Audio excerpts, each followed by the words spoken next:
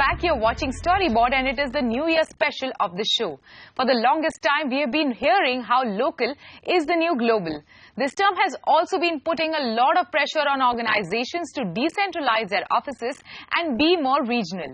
Storyboard editor Anand Rangaswamy spoke to WPP chief Sir Martin Sorrell on how his large organization is attempting to be practical with this concept. Touch upon a subject you've spoken about 3 years ago with me, which is the need for marketers to sort of decentralize their offices. Well, globalize and localize. Because power is moving to the center, whether people like it or not, but also power, I think, should be devolved to local markets. I mean, it may sound a bit paradoxical, but I think it's true. The pressure is on regional. Right. And I think, if you said to me, I think that's because of technology and improvements in technology, and people at the coalface, if I can put it like this, and in the front line know more about what's happening than people at the center. But there's also a need to coordinate things and not reinvent the wheel continuously. And I think agencies should take on the coordination and integration function, and clients shouldn't waste their time. We have 190,000 people in 112 countries. You know, we're in the ideal position to try and manage and help clients manage at a time when growth is tepid, GDP growth is tepid, inflation is low, therefore there's very little pricing power. Right. There are disruptors, there are these zero-based budgeters out there, and the activist investors who are forcing our clients to drive down costs. And that's the reason why that regional sort of band or layer is being squeezed. I remember Jeff Immelt at GE saying at a Microsoft conference a couple of years ago that regional stop things coming down and stop things going up. They have the power to say no rather than the power to say yes. But technology has made organizational spans. You know, if you called McKinsey a few years ago and said, what's the optimum organizational span, they might have said 12 or 13 people. Now I think my view is it can be more than that. And you know, what I said yesterday, which caused a little bit of social network activity, was, you know, when you think about it logically, why would you treat India or China with 1.2 or 1.3 billion people organizationally the same way as you treat Portugal or Greece or Singapore with 5 million people? You either break India and China into states, organizations, God forbid, or regional, northeast, southwest, or you take Brazil, Russia, India and China, which are the four big boys, right, girls, and make them direct reports, and that immediately simplifies the organizational structure. I mean, it makes it more horizontal, but that, I think, is more efficient because information flows. I mean, I was speaking to one client here who said, you know, MNCs, you know, are not as agile. That's one of the reasons why the local companies are making greater, you know, what we call the Asian power brands, are making more progress, I think, than the MNCs. And the true competition to the MNCs are not fellow MNCs, but the local companies. Right. So it may be that this change, this focus on global, focus on local, squeeze on the regional middle, is being driven for the wrong reasons by cost. But I think it is the right answer, because I think organizationally, because of technology, because of the changes we talk about, that's the superior way of organizing. So what stops marketers? Even in India, you've seen MNCs like Divas actually get it right in the last 7-8 years. Yes. A lot of local messaging completely perhaps out of sync with their global messaging. Well, a company like Unilever, you know, it's neither an MNC, right. I mean, it's a hybrid in a way.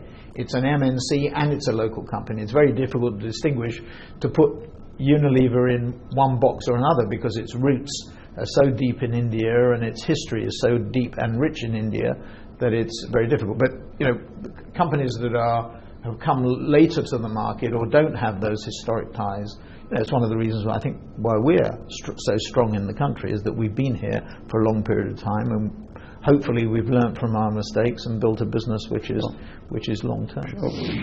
Sir Martin Sorrell is not the only one optimistic about India.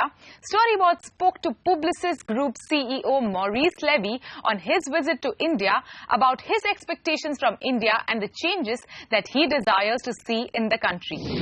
You know, now you've announced that you're going to retire in May 2017. Now, tell me, between now and May 2017, what would you like to see change here? especially in India, specific to India? First, India has already changed quite markedly. If you compare to my last trip, which was in December 2013, there is a lot of things which has changed, and growth is back. So what I would like to see changing is a bit less of red tape. It is really one of the diseases of India, which is holding India back. And if you could be less bureaucratic, this would work beautifully. Infrastructure is something on which India needs to invest. It is abnormal to be locked in traffic jam. And if you look at the country, there is so many assets that you have that if you can sustain that kind of growth, invest in housing, you will have a lot of millions of people, 100 million of people out of poverty and taken to middle class. And that would be the dream I would like to see happening, because you are investing in education, you are investing in many areas. So if you do these 2 or 3 things, India would be a magnificent country. Moving on from these big names in the industry, we have an interesting film this week on Notice Board.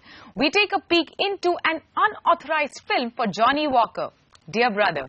Seeking plenty of love on social media, this film is made by 2 students of a German film academy. This is not just a beautiful film, it is also perfectly appropriate to the Johnny Walker brand and emphasizes its Scottish heritage while perfectly illustrating its Keep Walking tagline. Take a look.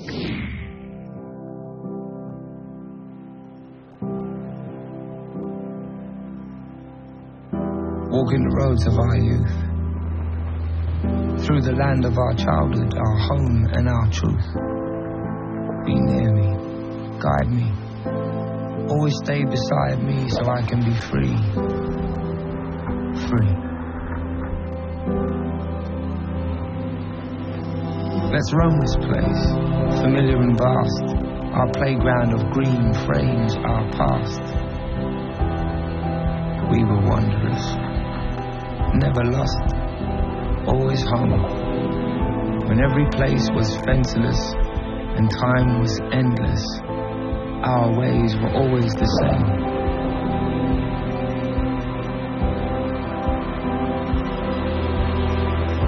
Call my demons and walk with me, brother, until our roads lead us away from each other. And if your heart's full of sorrow, keep walking, don't rest, and promise me from heart to chest to never let your memories die. Never. I will always be alive and by your side. In your mind, I'm free. With that, it's a wrap on Storyboard this week. You can catch all our content on Facebook, Twitter and YouTube. Thanks for watching, and we'll be back same time next week. See you soon. And Happy New Year to you.